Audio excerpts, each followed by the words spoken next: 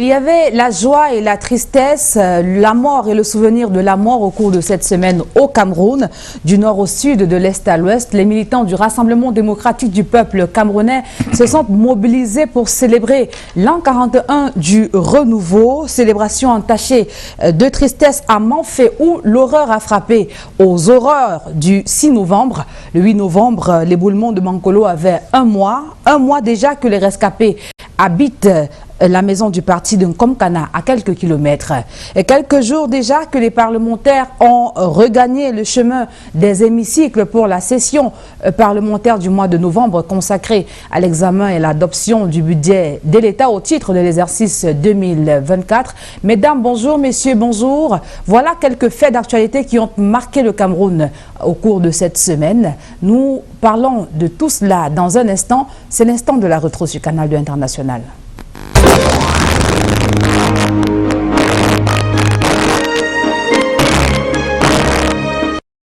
Notre invité ce dimanche est le député de l'Union démocratique du Cameroun, Noun Centre, Adamou Koupit. Bonjour et bienvenue. Bonjour Delphine, bonjour aux téléspectateurs de ces grandes émissions. Oui. Bonjour à mon président national, l'honorable Tomaïno Damdouer. Bonjour à tous les militants de l'Union démocratique du Cameroun qui se battent de jour comme de nuit pour maintenir la flamme toujours allumée et toujours de l'avant. Vous êtes à Yaoundé depuis quelques jours à l'occasion de la session parlementaire du mois de novembre et vous revenez justement de l'intercession. Comment elle a été chez vous? Bon oui, effectivement, je suis arrivé dans la ville hier et l'intercession, elle a été d'une intense activité. À la fois pour le parti et également pour le parlementaire que je suis. Ouais. L'UDC a eu à organiser pas mal de réunions autour du président national. Le bureau politique s'est réuni plusieurs fois. Et puis en tant que parlementaire, je suis allé appuyer une école de la circonscription du Noun Centre, notamment dans l'arrondissement de Bangoura, où on a fait un don de table banc et du bureau du directeur. Puis nous sommes allés également dans la dernière semaine de la rentrée parlementaire. On a fait le tour de différents pour prendre les doléances de la population et voir celles à laquelle on pouvait apporter des réponses et d'autres qu'on peut porter à l'attention de la nation à travers la session qui s'ouvre, qui s'est ouverte aujourd'hui. Et on a envie de vous demander, Adamou Koupit, d'où est-ce que vous détenez tous les fonds qui vous servent justement à financer, à soutenir ces populations du Noun, quand on sait que l'enveloppe consacrée au micro-projet ont été carrément supprimées du côté du Parlement, précisément à l'Assemblée nationale? Bon, effectivement, nous devons, parce que beaucoup n'ont pas pris conscience de ce qu'on appelait jusque-là micro-projet parlementaire, qui était une enveloppe maudite de 8 millions, un peu plus pour les sénateurs. Ouais. A été supprimé à la suite des débats autour de cela, puisque la population pensait que le député était l'homme à tout faire parce qu'il avait ce micro-projet. Mais personne ne se posait la question quel projet important on peut faire au Cameroun avec 8 millions. Beaucoup ignoraient également que c'est dans les 8 millions qu'on va dire au député ordinaire qui n'est pas membre du bureau que c'est là-dedans qu'il va normalement trouver son carburant pour toute l'année, pour les courses qu'il doit faire, et qu'il va puiser également dedans pour l'entretien de son véhicule et tout, avant de voir ce qu'il peut faire sur le terrain. Mais vous nous demandez d'où nous vient de l'argent. On est obligé. On est obligé quand on est dans un environnement aussi contraignant, et quand on a le souci de mettre l'être humain au centre de tout, comme nous le faisons à l'Union démocratique du Cameroun, parfois d'aller dans ses ressources propres. Ouais. Avant d'être député, je suis consultant.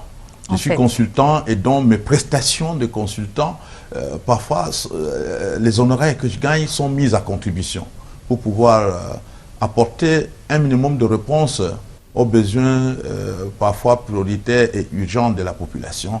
Et c'est ça que nous faisons. Et je peux vous dire que c'est pas facile. C'est pas facile parce que si on peut le faire, parce qu'on a d'autres possibilités d'avoir des petites ressources de gauche à droite, beaucoup de mes camarades n'ont pas cette possibilité. En fait. Ils n'ont que la maudite indemnité parlementaire et la population, le commun des citoyens qui nous regardent ne connaissent pas que le député camerounais est le moins payé de l'Afrique centrale.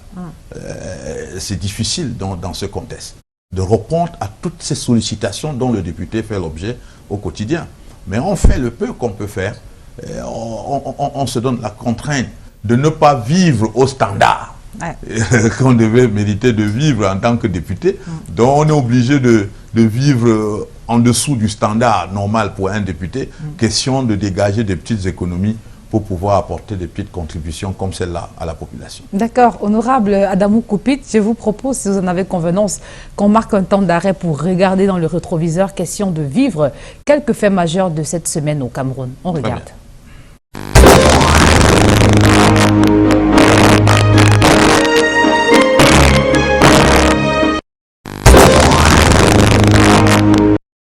Ce 6 novembre 2023, Paul Biya a 41 ans au pouvoir. Une longévité record qui a un impact sur le niveau d'enracinement de la démocratie au Cameroun. Pour mieux l'évaluer, 5 critères sont mis à contribution. D'abord, la séparation des pouvoirs. Si le régime de Yaoundé est considéré comme présidentialiste, il n'en demeure pas moins que le vent du renouveau a fait bouger les lignes, tant au niveau de l'expression de la souveraineté du peuple, de la coexistence des partis politiques, que des élections. Les années 90, avec la montée en puissance du SDF et tous ces partis, il y a eu comme une multiplication des partis politiques et la démocratie. Et la démocratie s'est installée dans les cultures, dans nos mœurs, parce que quand j'étais à l'école primaire à l'université, on désignait les chefs et tout, même dans les réunions. Aujourd'hui, on va faire pas le vote. Cependant, selon les analystes, des éléments du paysage politique viennent déstructurer la marche du président Paul Biya. Il y a par exemple des éléments liés à l'alternance, que ce soit au sein de son propre parti politique, où les gens se couvrent pour demander est-ce qu'il est le seul Camerounais. Maintenant, au niveau des grands principes qui ont fondé son pouvoir, sa sous-étagère, la rigueur, la moralisation, là a été le plus grand échec. L'article 66 de la Constitution du Cameroun qui demande que les gens qui gèrent le bien public déclarent leur bien n'a pas été appliqué. Des échecs dont les symptômes sont, entre autres, les réseaux de corruption et de détournement qui gangrènent l'administration, des infrastructures en décrépitude et le bien-être des Camerounais qui a pris cher. Au chapitre des entraves aux droits de l'homme et des libertés, la critique ne tarit pas. Les manifestations sont systématiquement interdites quand il s'agit de l'opposition. Si on compte le nombre de médias, on peut applaudir d'ailleurs en disant que la presse est libre. Mais maintenant, si on parle avec les journalistes, on va voir les journalistes qui parlent avec la peur dans le ventre. Toutefois, des circonstances atteignantes sont trouvées à l'Homme-Lion. Anarchie est venue au nom du multipartisme. Mais derrière ça, c'était la sécession. C'est ça qu'il est en train d'annuler. C'est difficile aussi parce que c'est déjà en train d'avancer. Alors qu'une nouvelle présidentielle pointe à l'horizon en 2025 et que la transition taraude les esprits, les experts s'accordent à dire que les voies démocratiques et légales restent la seule issue pour éviter le point de rupture. Le code électoral ne fait toujours pas l'unanimité au Cameroun. Une plateforme de partis politiques de l'opposition mise sur pied depuis peu travaille en vue de sa réforme. C'est le véritable problème des élections au Cameroun aujourd'hui. Puisque d'aucuns sont d'accord et d'autres ne le sont pas, surtout les partis d'opposition, parce que il faut revoir le code électoral. Il faut un bulletin unique. On l'a vu à travers l'élection de 2018 qui a été marquée par beaucoup de dissensions. En 2020, le Cameroun a également organisé ses premières élections régionales qui ont par ailleurs été boycottés par quelques partis de l'opposition. Elections Cameroun de son côté travaille chaque jour pour des élections libres, crédibles, transparentes et équitables. L'organe chargé de l'organisation des élections au Cameroun venait d'ailleurs de mettre sur pied des plateformes régionales et nationales afin d'impliquer toutes les couches de la société dans le processus électoral et partant garantir la qualité du vote. De l'avis de l'homme politique Samuel Efouambozo, Les textes qui régissent l'organisation des élections au Cameroun sont bons. Depuis 1990, les différentes lois électorales qui ont suivi se sont inspirées, n'est-ce pas, de cet esprit de libéralisation, cet esprit de contrôle réciproque du processus électoral par toutes les parties prenantes. À partir des commissions qui sont créées, aussi bien au niveau local, au niveau départemental, au niveau régional qu'au niveau national.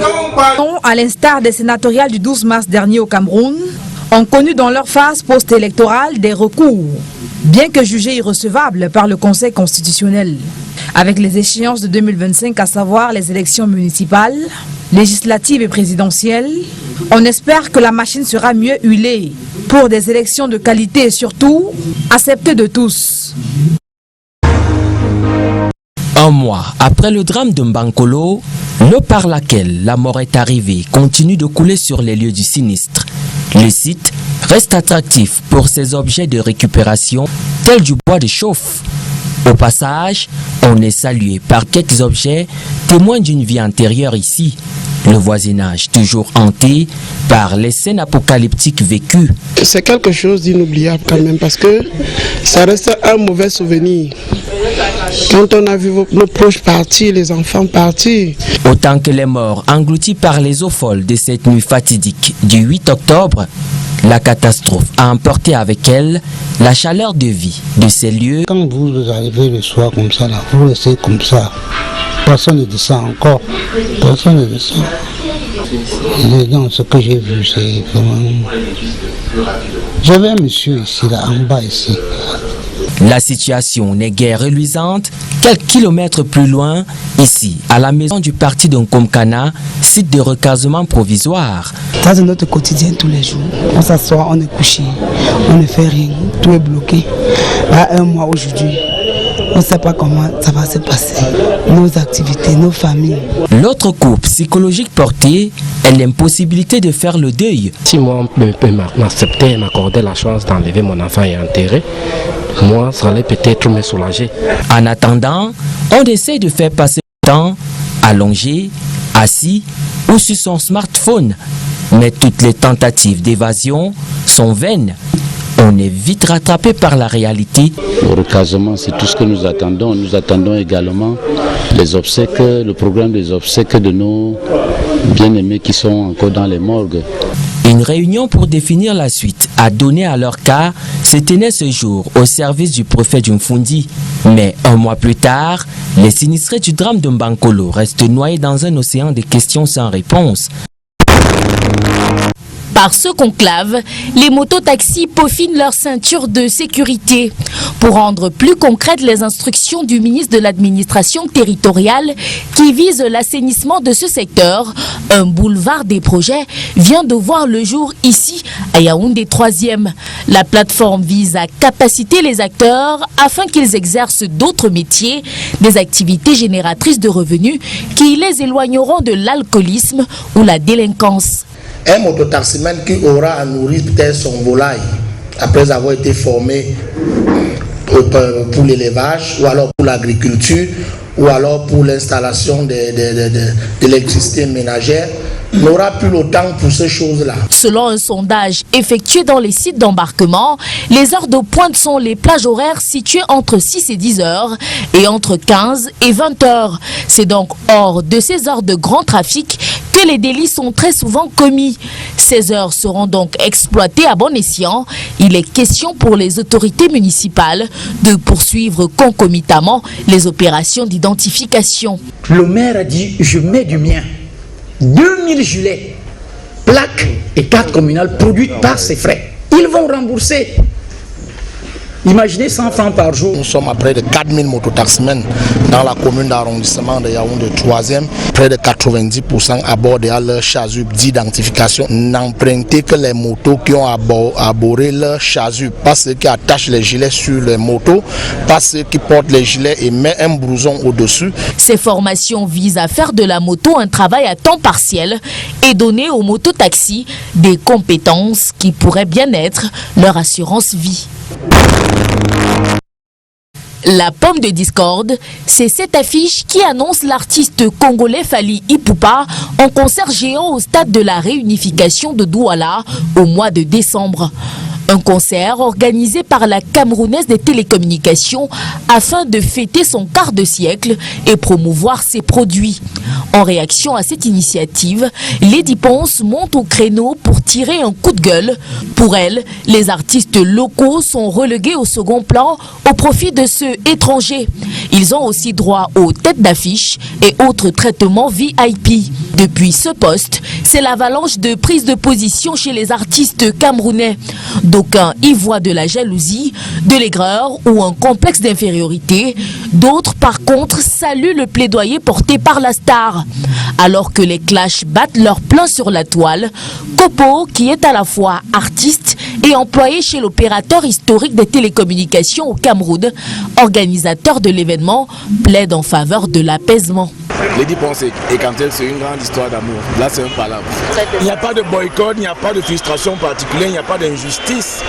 L'un des artistes préférés de toute l'entreprise, la chanson qui marche fort, ce qu'il faut le russe, le cas qui part et n'est pas programmé pour qu'on en fait pas un plan. La Cantel a agi comme un coach en situation de journée de championnat. Pour ce match, nous allions tel. Les autres joueront le prochain match, un point, un trait. Pour lui, chacun a non seulement sa place, mais aussi sa part du gâteau, sans forcément faire ombrage aux autres. La stratégie de la boîte à voulu que ce soit Fally Ipupa, Bendeka, Sissoul, Kameni et Indira, ça ne veut pas dire que demain, pour le prochain match, il n'y aura pas Petit Pays, Lady Ponce, Popo, Stanley Note. Ce n'est qu'une seule date en décembre. C'est la saison cacahuète pour les artistes. Ils auront d'autres occasions. La team de Fally Ipupa voit aussi dans le choix porté sur la mégastar la consolidation d'un village planétaire qui n'est pas l'apanage du secteur de la culture, encore moins une spécialité du Cameroun. Aujourd'hui, le monde est là et les citoyens du monde peuvent aller répondre à des demandes, aller satisfaire des communautés, aller rejoindre des opportunités selon qu'ils sont sollicités et selon leurs compétences. C'est comme ça que nous avons vu le vaillant Francis Ngannou aller combattre en Arabie Saoudite et y toucher un énorme pactole, alors qu'il existe là-bas des boxeurs et des lutteurs qui n'ont pas été frustrés. Des propos qui devraient en principe dissoudre tout malaise. La tanière des Lions indomptables du Cameroun s'enrichit de 3 nouveaux fauves pour la conquête d'une place à la prochaine Coupe du Monde de football. Il s'agit des Léons Bell, défenseurs du FC Magdeburg en Allemagne, Junior Baptiste Chamade de Stoke City en 2e division anglaise et des Faris Moumbania, attaquants de Bodo Glimt en Norvège. Leurs prestations en club ces dernières semaines n'ont pas échappé à l'œil du manager sélectionneur Rigo Berson. Ces joueurs, on les suit au quotidien et je pense qu'aujourd'hui, nous voyons ce qu'ils font. Dans la liste des 24 joueurs, 4 font leur retour en sélection, à l'instar de Franz Zambo-Anguissa qui revient de blessure, Yvan Neyou et Georges Kevin Koudou. En attaque, l'on note 2 absences de poids, Eric Marcim Choupo-Moting et Nicolas Brice-Mominga-Maleu, pas très flamboyants ces dernières semaines. Les absences également de Pierre Koundé-Malon et Gaël Ondoa, pourtant présents lors du dernier rassemblement, suscitent des interrogations. Lorsqu'on voit la liste du sélectionneur, on se rend compte qu'on n'a pas été satisfait de la prestation de certains joueurs lors du match contre la Russie et lors du match contre le Sénégal. Et préparant la CAN, il se dit qu'il faudrait relancer la concurrence pour envoyer un message fort à ceux qui n'ont pas convoqué. Ça va lui permettre de trouver le juste équilibre. Mais dans un contexte de préparation de la CAN en janvier, c'est pas bon signe. Généralement, avant la Coupe d'Afrique des Nations, on a beaucoup plus de certitudes que d'incertitudes. Mais là, on se rend compte qu'il y a beaucoup plus d'incertitudes. Quelque part, on se rend compte que Rigo Berson n'est pas assez serein. Le sélectionneur, lui, se dit plutôt serein et conscient de la direction qu'il emprunte. Ce que vous devez savoir, c'est que les générations ont changé. Et aujourd'hui, nous adaptons avec des joueurs que nous avons et de faire avec eux. Donc, le plus important pour moi, c'est créer une équipe compétitive. L'objectif, c'est la qualification pour la Coupe du Monde, que beaucoup souhaitent cette fois, moins remplie de suspense. Penser que je me qualifie toujours à la... Peut-être que c'est une stratégie. Et je pense que je suis en train d'apprendre. Il y a eu beaucoup d'erreurs et qu'aujourd'hui, j'aurai plus droit à l'erreur. Ça devrait commencer par une victoire le 17 novembre prochain au stade de Japoma à Douala face à l'île Maurice et 4 jours plus tard à Benghazi contre la Libye.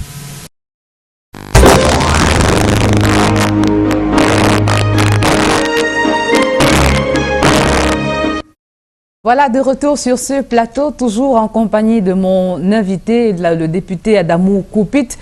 Honorable, vous avez vu les faits d'actualité, on a remarqué, et vous aussi, que la célébration du RDPC le 6 novembre dernier était très colorée. 41 ans d'accession de Paul Biya au pouvoir. Dites-nous, comment avez-vous vécu ce moment de célébration en tant que parti d'opposition, justement?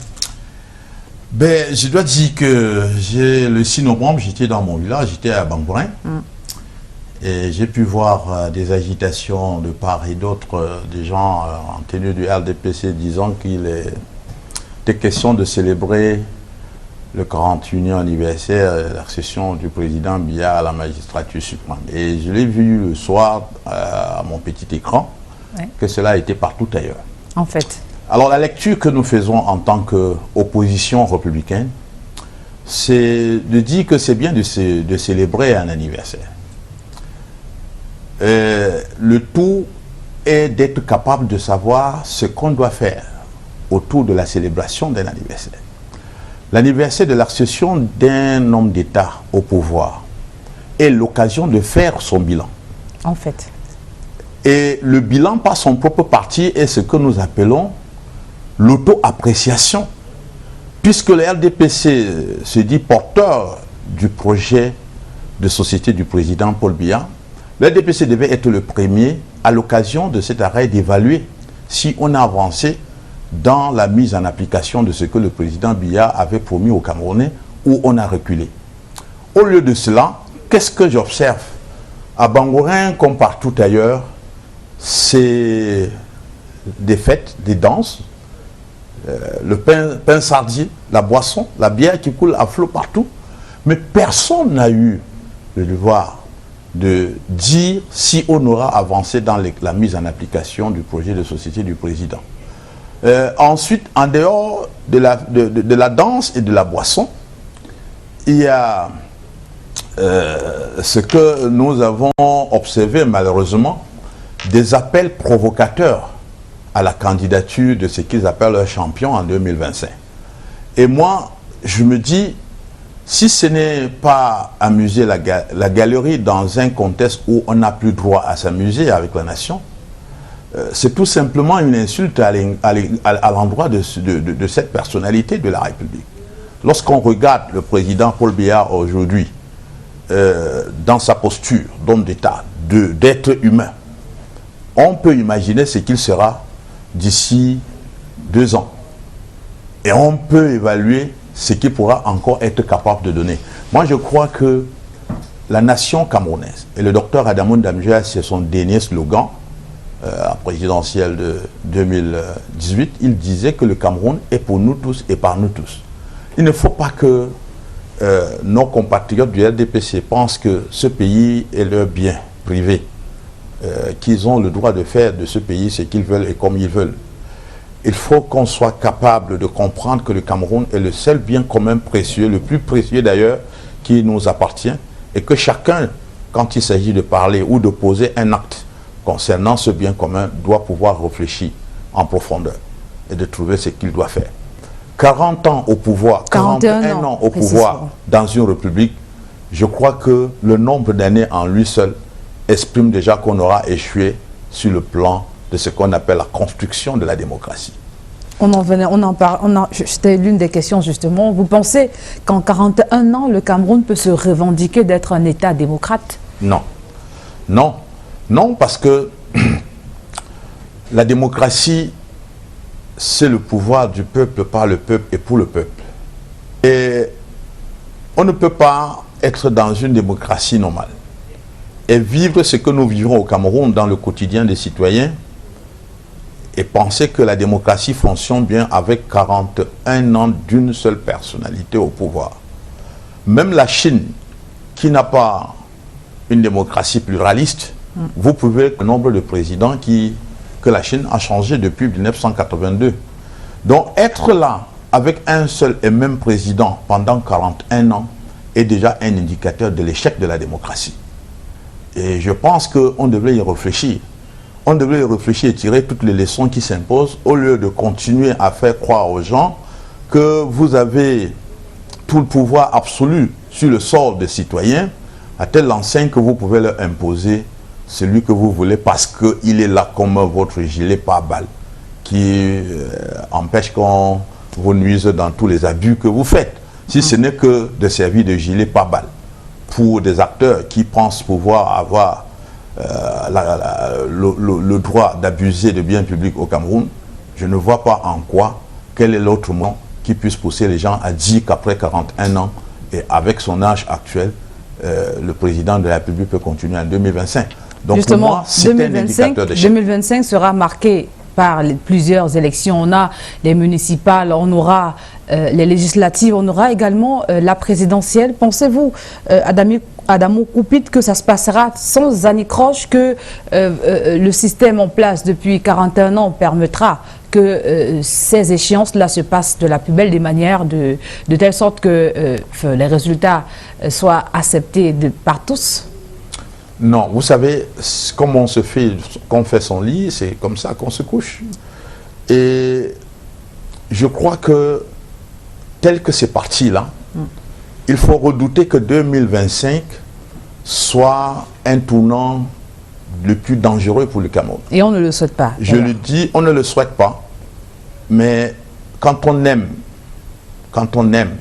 quelqu'un, on l'aide à éviter de tomber sous le coup de la maladie, plutôt que d'avoir peur de lui dire que le chemin que tu empruntes là, ça peut te conduire. Vous comprenez?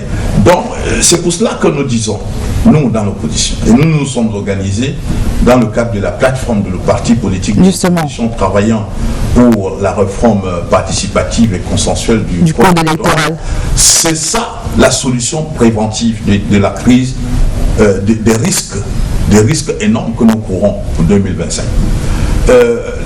Si vous observez la courbe des contestations de résultats électoraux chez nous depuis 92, depuis le 1er mars 92 jusqu'à présent, vous allez voir que cette courbe, après le 11 octobre 1992, l'élection présidentielle, a pris une allure exponentielle. Ça a pris une allure exponentielle et on a failli atteindre le pic en 2018 avec ce que vous connaissez comme contestation violente des résultats électoraux. Si on fait comme s'il n'y en avait rien et qu'on va aux élections générales de 2025 avec les mêmes contextes, dans le même contexte, en maintenant les mêmes dispositions, on est sûr, on est sûr au moins à 80% qu'il y aura explosion. Le dit, ce n'est pas souhaité que cela vienne. Le dit, c'est attirer fortement l'attention pour que ceux qui ont le pouvoir de décider et d'éviter cette issue fatale à la nation puissent agir à temps, puissent agir et faire ce qu'on doit faire. Qu'est-ce qu'on doit faire? C'est de donner au moins l'impression qu'on a cédé au cri d'alarme de la population camerounaise, la société civile, l'opposition politique et même des citoyens ordinaires. Je le dis avec autorité parce que les leaders de la plateforme m'ont fait confiance de coordonner le secrétariat technique de cette plateforme. Et c'est nous qui recevions les contributions des citoyens et des partis politiques et autres associations pour la réforme du code électoral. Cela a démontré que l'immense majorité des Camerounais voudraient voir le code électoral changer avant les prochaines élections. Si on ne cède pas à cette revendication, si on dit c'est nous qui sommes là, nous allons continuer à vous imposer ce que nous voulons, alors on sait ce qui pourra arriver. On sait que ça va être la goutte d'eau qui pourra faire déborder le vase. Si on aime ce pays, on doit l'éviter. On doit éviter cela. Le code électoral actuel est le résultat de la seule volonté du RDPC. Vous vous souvenez qu'en 2012, lorsqu'on votait ce code électoral, même les partis de la majorité présidentielle comme l'UNDP, et je vous rappelle qu'en 1997, l'UNDP a eu un accord de gouvernement avec le RDPC. Cet accord-là était autour des points principaux dont le plus prioritaire était la réforme du code électoral. Donc si on arrive en 2012, où on doit faire la modification et l'UNDP ne se reconnaisse pas dans le projet de texte qui était envoyé à l'Assemblée nationale, au point de ne pas le voter, il faut donc comprendre la profondeur du mal. Et donc c'est le seul député du LDPC qui avait voté ce code-là. Ça veut dire que c'est un code unilatéralement imposé à toute la classe politique. Aujourd'hui, en tant qu'acteurs et promoteurs de la paix, ces acteurs politiques ces acteurs principaux de la société civile se mettent ensemble pour travailler et proposer ce qu'ils pensent qu'on puisse changer dans ce code. Il revient donc au pouvoir d'accéder à cette demande-là, à cette main tendue, pour négocier, échanger avec l'opposition et la société civile, de dire vous avez voulu qu'on change tel pour mettre tel autre, voici notre argument qui milite en faveur du maintien. Justement. Et maintenant, on peut aller ensemble dans ce que l'argument républicain et démocrate va amener à maintenir. On va maintenir ce qu'il faudra changer, on va changer. Si on va avec ce code électoral, la contestation prendra une autre allure et il sera difficile de gérer le mécontentement qui vont résulter. Justement, votre parti, l'UDC, est l'un des partis qui constitue la grande plateforme qui travaille depuis peu en vue de la réforme du système électoral. Où en êtes-vous avec ce projet et qu'envisagez-vous justement à l'horizon 2025? Bon, ben, où est-ce qu'on en est? On a travaillé pendant toute une année. Vous vous rappelez que c'est le 31 mars 2021 que la plateforme est née. On l'a portée à la connaissance du public à travers vous, à travers le média, le 1er avril. Durant toute une année, on a travaillé à collecter les contributions des autres partis politiques, des associations et des citoyens ordinaires, et puis de compacter cela pour sortir un rapport qui devrait être présenté en toute solennité lors d'une conférence de presse qui nous a été, à la dernière minute, interdite par le pouvoir. Nonobstant cette interdiction, et je dois rappeler ici que les 7 leaders de la plateforme m'avaient fait l'honneur de porter à la République pour aller lui donner à la présidence. Je suis allé à la présidence remettre cela, pour que le chef de l'État puisse lui aussi prendre connaissance et de voir ce qui est pertinent, ce qui n'est pas pertinent. Mais je dois dire que jusqu'ici, nonobstant le fait qu'on ait distribué cela, y compris au comité central, il n'y a même pas eu, ne serait-ce qu'une seule lettre d'accusé de réception. Pourtant, dans chacun, il y avait des lettres de transmission. Même pas la galanterie de répondre à ces 7 leaders qui avaient signé, de leur donner l'accusé de réception uniquement. Bon, mais ces leaders ne se sont pas pour autant découragés. On continue à siéger, on continue à travailler. La plateforme a créé un site web qui est actuellement en train d'être véritablement fourni en termes d'information et tout ce qu'on doit mettre là-dedans. L'objectif de ces leaders, c'est à travers cet instrument de communication, de permettre à ce que tous les citoyens du Cameroun, partout où ils se trouvent, puissent être informés aussi bien sur ce qu'on a proposé que sur l'actualité et les activités de la plateforme. On travaille pour cela et la plateforme, les leaders ont fait le tour de toutes les chancelleries. D'aucuns les ont accusés de travailler dans l'extraversion de la politique nationale du Cameroun et ce n'était pas cela. Vous travaillez quand vous travaillez, vous savez, la plupart de ces partenaires contribuent au financement du système électoral au Cameroun. Et il n'y a aucun pays ami du Cameroun qui souhaite que le Cameroun soit dans une situation difficile. Il faut donc leur faire comprendre les efforts de l'opposition par rapport à la prévention de cette situation. Donc on travaille, la plateforme travaille, nous continuons à travailler. Qu'est-ce qu'on fera si en 2025, le pouvoir n'aura pas cédé, ne serait-ce que d'une seule marche à cette demande? Alors, est-ce qu'on va boycotter les élections? Est-ce qu'on ira? De toutes les façons, nous, à l'Union démocratique du Cameroun, il y a une recommandation forte de notre convention qui dit que l'UDC ne doit plus être absent à une compétition électorale. On participera aux élections. Avec un code électoral qui ne vous convient pas. On participera à ces élections. On prendra des mesures que les leaders ont, parce que je dois vous dire sur ce plateau que on n'a pas travaillé seulement pour voir ce qu'il faut changer, ce qu'il faut augmenter ou diminuer dans le code. On a aussi travaillé à dire si tel mécanisme du code électoral qui favorise tel type de fraude électorale, si on ne change pas, qu'est-ce que nous ferons? Nous avons des solutions alternatives. Je vous rassure que nous avons ça. On sait ce qu'on fera. Et nonobstant ces dispositions, nous disons que les leaders, tout comme les citoyens, ne seront plus prêts en 2025 à accepter aussi facilement une autre fraude électorale. Et comment est-ce que vous vous préparez à vivre la transition dans notre pays, le Cameroun? Mais la transition doit être vécue en joie, en toute sérénité, parce que tous les partis de l'opposition au Cameroun souhaitent une alternance pacifique et démocratique. Quand on arrive à cela, le vaincu doit embrasser le vainqueur et le féliciter. Et puis on célèbre ensemble parce qu'en réalité, nous tous, nous travaillons pour le même objectif qui est le bien-être des Camerounais et le développement de cette nation qui appartient à nous tous. Donc c'est ça, nous de l'opposition, en tout cas de l'Union démocratique du Cameroun, nous nous apprêtons à vivre l'alternance dans la joie, dans la tranquillité, parce que l'alternance que nous rêvons, l'alternance pour laquelle nous nous battons est une alternance démocratique et pacifique. D'accord. À côté des cris de joie et des youyou qu'il y avait à la célébration de l'an 41 du renouveau, il y avait également des pleurs et des grincements de dents à Manfé dans le sud-est Cameroun où 25 personnes ont péri dans un incendie criminel. On va le dire, c'est peut-être un crime de trop, Adamo Koupiti. Un crime de trop, un crime qui est fait le jour où on se disait va être un jour de joie. Et ce n'est pas anodin, c'est un message qu'il faut véritablement décrypter. Je m'incline devant les âmes de ces vaillants citoyens qui ont aussi perdu leur vie dans le sang, sous les balles de la barbarie.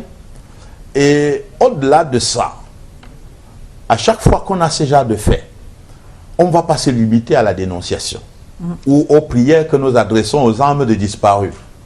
Il faut s'interroger sur ce qu'on doit faire pour que cela s'arrête.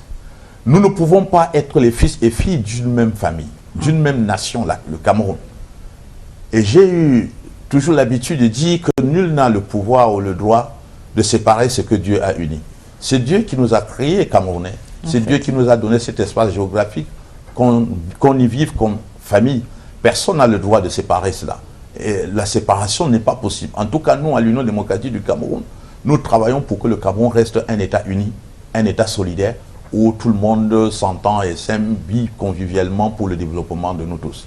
Et donc, cela est arrivé. Il faut interroger la cause. Tant qu'on n'a pas posé un véritable diagnostic, on va prescrire des faux médicaments. Et au fur et à mesure que le malade prend les faux médicaments, le mal va grandissant. Et c'est ça que nous vivons chez nous. À l'entame de la crise en 2016, le docteur Adamo Ndamjoya, paix à son âme, avait fait une lettre au président de la République pour lui proposer la voie à suivre pour arriver à une solution définitive de cette crise. Comme on est orgueilleux, comme on est en face d'un pouvoir orgueilleux, un pouvoir dont les acteurs s'érigent en sabitou, où ils n'ont pas besoin de conseils, surtout quand ça vient de l'opposition. J'ai l'impression que les gens confondent ce qu'on appelle l'opposition dans un État démocratique. L'opposition n'est pas l'ennemi. L'opposition est une solution alternative qui propose des solutions contraires à ceux qui sont. Mais on propose des solutions qui visent le même objectif qui est le développement de la nation. Donc on doit être prédisposé à écouter ce qui vient en face, parce que ce qui vient en face peut être la solution qui vous aura échappé. Tant que vous êtes dans la posture orgueilleuse de Sabitou, on va vivre ce que nous vivons. La crise anglophone peut être arrêtée. En fait, il faut qu'on ait la volonté politique de collaborer et de rechercher les vraies solutions aux vrais problèmes qui sont à l'origine de cette crise. Aussi longtemps qu'on va pérorer dans des causes périphériques ou des causes politiquement imaginaires pour justifier des positions qu'on a prises depuis longtemps, on va vivre cela. Malheureusement, ce sont des vies que nous perdons aussi barbarément. Et par rapport à ce drame, justement, on a ce télégramme officiel du président de la République adressé au gouverneur de la région du Sud-Ouest. Donc voici la teneur en quelques minutes. Monsieur le gouverneur, j'ai pris connaissance avec émoi du bilan humain élevé suite à l'attaque lâche et barbare perpétrée par un groupe armé dans la ville de Manfé. Je condamne avec fermeté cet acte horrible qui a ôté la vie à d'innocents et paisibles citoyens. J'ai instruit les autorités compétentes d'organiser en urgence l'assistance aux familles des victimes et aux blessés. Je vous demande également de rassurer les familles endeuillées et nos concitoyens du Sud-Ouest que tous les moyens possibles seront déployés pour retrouver et punir les coupables avec toute la rigueur de la loi. Toutes les entreprises qui sèment l'insécurité dans notre pays seront toujours vouées à l'échec, car l'unité et la stabilité de notre nation sont notre bien le plus précieux. Veuillez agréer, Monsieur le Gouverneur, des assurances de ma parfaite considération. C'est signé Paul Biya, le président de la République du Cameroun, Adamou Koupit. Ça me fait rire simplement parce qu'on a l'impression que notre État n'est plus véritablement gouverné. Sous d'autres cieux, le président de la République se serait même déplacé dans le lieu. Lorsque on ressort ça, qu'on dise que les auteurs seront identifiés et traqués à la rigueur de la loi, mais c'est du déjà entendu. Vous pensez que c'est ça qui va arrêter la crise? On a dit ça. Ben, on vit toujours cette crise-là. Je crois qu'il faut que mes frères et sœurs du RDPC, qui continuent à défendre ce parti, prennent conscience que c'est la défaillance de leur gouvernance de cette République qui est à l'origine de ce que nous vivons ici aujourd'hui. Et lorsqu'on a trouvé un pays en paix, un pays uni, un pays où toutes les 10 régions, en tout cas, étaient dans une sorte de stabilité, et qu'on perde ça, on court aujourd'hui derrière l'unité nationale, on court aujourd'hui derrière la paix, et on nous dit qu'on a avancé. Je crois qu'il n'y a pas meilleur indicateur de l'échec de ce système. Il n'y a pas meilleur indicateur. Le bilan d'un parti politique, d'un pouvoir, se fait de deux manières, Delphine. Je voudrais que vous me laissiez 2 secondes pour le faire, pour le dire. Le bilan d'un système politique au pouvoir se fait de 2 manières. La première manière, c'est de vous évaluer sur la base de ce que vous avez promis au moment où vous preniez le pouvoir. Le président Paul Biya a promis la rigueur et la moralisation et la prospérité du pays. Il a même voulu qu'on retienne de lui, dans la postérité, l'image d'un chef de l'État qui aura apporté cette prospérité. Mais au lieu de la rigueur, nous vivons la démoralisation du pays. Nous vivons tout ce qui est contraire à la rigueur. Nous vivons tout ce qui est contraire à la moralisation. Et la prospérité, nous sommes aujourd'hui, on est passé de pays à revenus intermédiaires. À l'époque, ce qu'on appelait le pays, ce qu'on appelle aujourd'hui pays à revenus intermédiaires sont ce qu'on appelle aujourd'hui pays émergents. Mais lui-même fixe le cap de l'émergence à l'horizon 2035.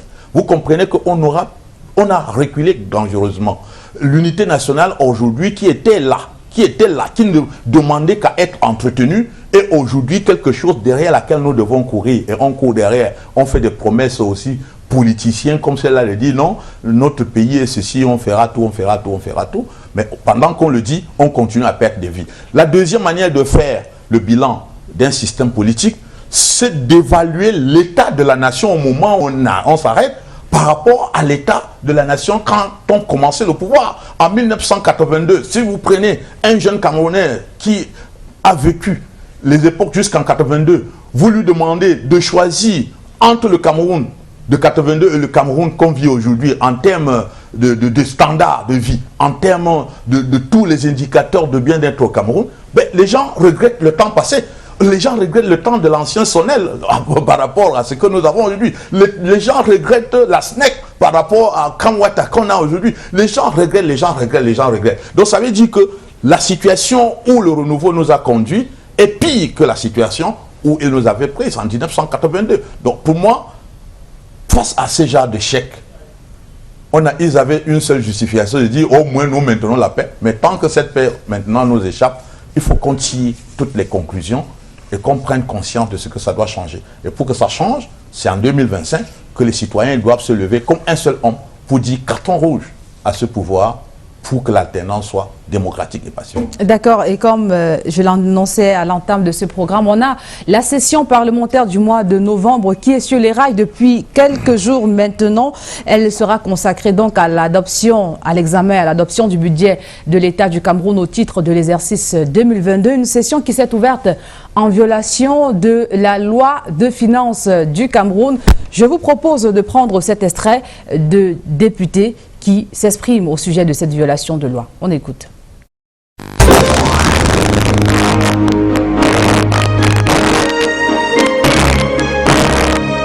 La loi portant régime financier de l'État exige que le gouvernement remet le projet de loi de finances de 2024 15 jours avant le début de la session.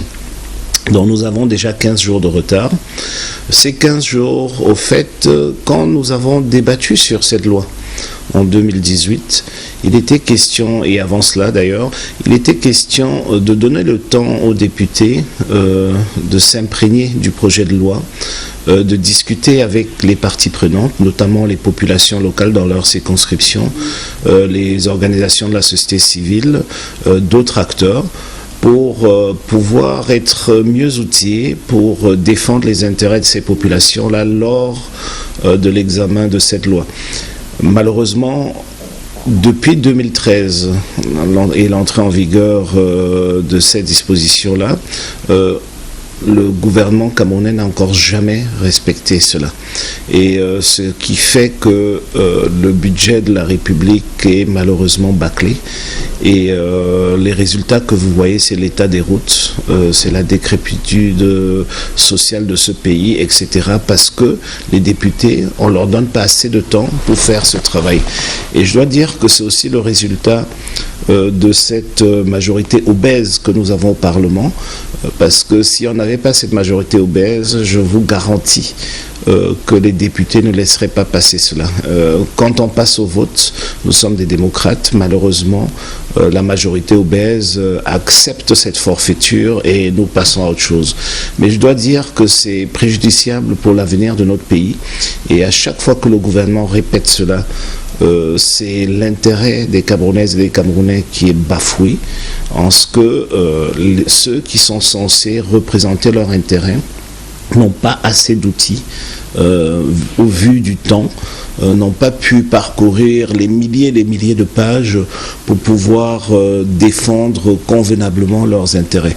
Donc voilà. En plus, il faut savoir que le projet de loi de finances est adossé sur la loi de règlement.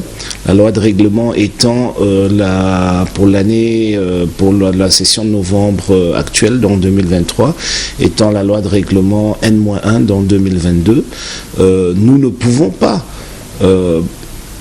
convenablement débattre des enjeux budgétaires de 2024 si nous ne savons pas et si nous ne pouvons pas contrôler ce que l'État a fait en 2022.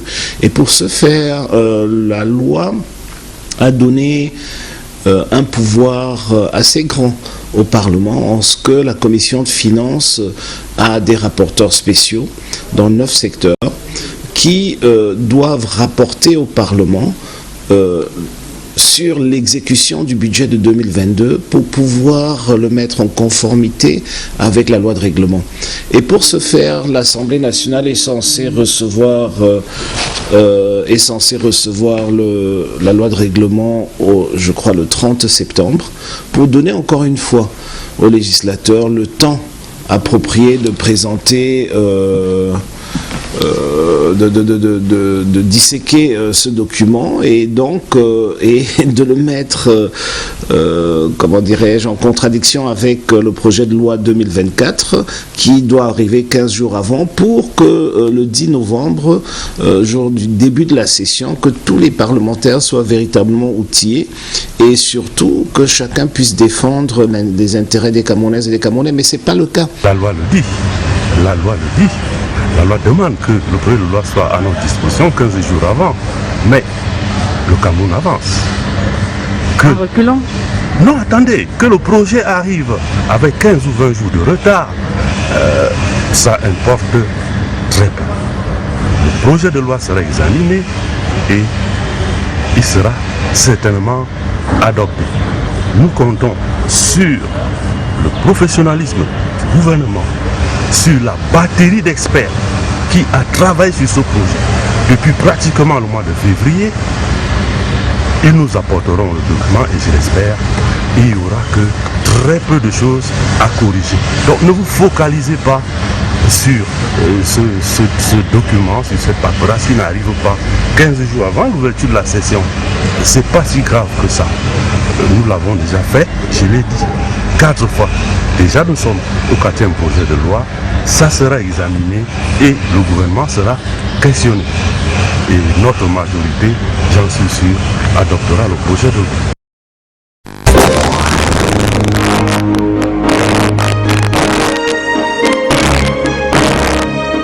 Camarades de chambre, notamment le député Pierre Petrus Mbédé du RDPC Oignon, qui dit que c'est facile, c'est évident, vous allez et vous pouvez examiner ces projets de loi malgré la violation de la loi qui dispose justement que vous ayez les documents 15 jours avant l'ouverture de la session. C'est possible, Adamo Koupit? C'est pas possible. Lui-même, Petrus, sait que c'est pas possible, il ne le fera jamais. Pour eux, ils sont à l'Assemblée pour amuser la galerie. Mais nous, nous sommes envoyés à l'Assemblée par des citoyens qui attendent de nous un véritable travail parlementaire. Petrus sait que ce n'est pas vrai ce qu'il est en train de dire. Et lorsque un parlementaire encourage la violation des lois, il faut donc poser la question sur la sincérité de ce genre de parlementaire. Vous votez la loi et puis l'exécutif qui doit exécuter cette loi viole en permanence cette loi et vous vous plaisez. Vous dites que c'est rien du tout. Je pense que ceux qui l'ont écouté tireront les conséquences. Pour nous, c'est grave. Pour nous, c'est grave, et vous avez entendu l'honorable aussi tirer la langue là-dessus. Nous voulons tout simplement, on ne va pas lui revenir sur ça, puisqu'il a dit, nous voulons attirer l'attention de la nation que le non-respect du délai de transmission, aussi bien de la loi de règlement, qui doit parvenir aux députés au plus tard le 30 septembre de chaque année, que du projet de loi des finances, qui doit être à la disposition des députés au plus tard 15 jours avant l'ouverture de la session, n'est pas la seule violation de la loi portant règlement, de la loi portant régime financier de l'État au Cameroun. Et cette loi qui a été révisée en 2018. Il y a également la limitation même des mandats des gestionnaires des entreprises publiques et parapubliques en ce qui concerne les directeurs généraux, les présidents et membres du conseil d'administration. On en reparlera. Le président viole ça. Il n'a jamais respecté. On en reparlera à une autre occasion, Adamo Koupit. Je veux rapidement vous poser la question de savoir, vous, de votre posture, de votre stature de parlementaire, comment entrevoyez-vous 2024 pour l'enveloppe budgétaire? Est-ce que la vie sera plus chère en 2024, justement? Je crois qu'au sorti du débat d'orientation budgétaire de juin, oui, l'une des conclusions auxquelles nous sommes parvenus, c'était de freiner l'inflation. Et freiner l'inflation, c'est contribuer à réduire la vie chère. Et donc, nous nous attendons à une loi de finances qui n'augmente la pression fiscale, qui n'augmente pas la pression fiscale. Nous attendons à un projet de loi de finances qui encourage la production. Nous attendons à un projet de loi de finances qui facilite la circulation des biens de consommation courante, des points de production au centre de consommation. Et quand je parle de cela, ça voudrait dire l'aménagement des routes. Oui. Et donc, nous nous attendons à cela. Si les trois préoccupations sont prises en compte dans le projet de loi de finances, nous sommes convaincus que la vie ne sera pas plus chère en 2024 qu'en 2023. Et c'est notre objectif. Nous veillerons à ça. Merci. Merci Adamo Koupit. Merci, mesdames, messieurs. C'est la fin de la rétro-édition de ce dimanche. Merci de l'avoir suivi. Merci de rester scotché sur Canal 2 International. Les programmes se poursuivent. Et nous vous donnons rendez-vous pour dimanche prochain avec un autre invité pour une autre rétro, certainement. Bon dimanche et portez-vous bien.